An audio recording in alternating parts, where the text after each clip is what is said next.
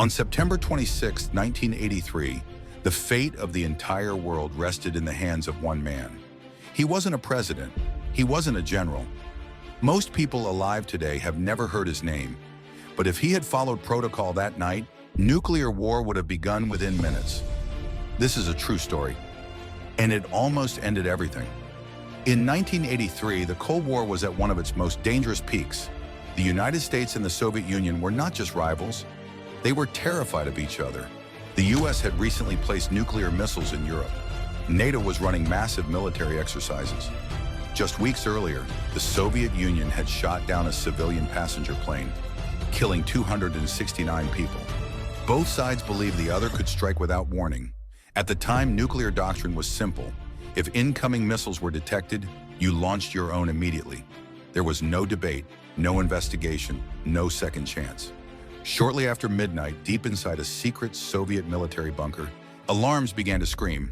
Warning lights flooded the room. Computers showed that 5 US nuclear missiles had been launched toward the Soviet Union. 5.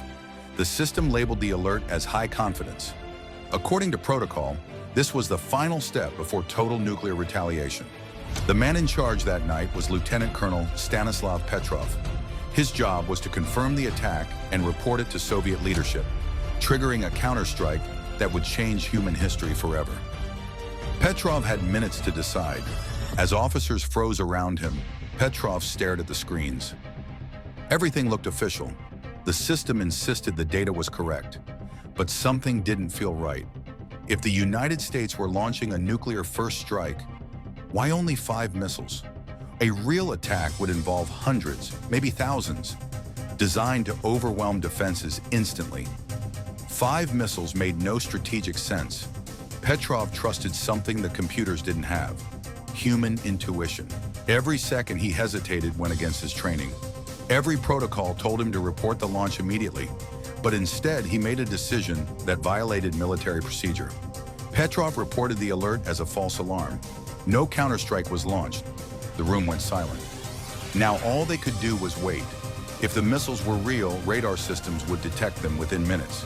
Those minutes passed. Nothing appeared. No radar confirmations, no explosions. The alert was false. The system had mistaken sunlight reflecting off clouds for missile launches. The world had come within minutes of nuclear war because of a software error and atmospheric conditions, and almost no one knew. You might expect Stanislav Petrov to be celebrated as a hero. He wasn't. Instead, he was reprimanded.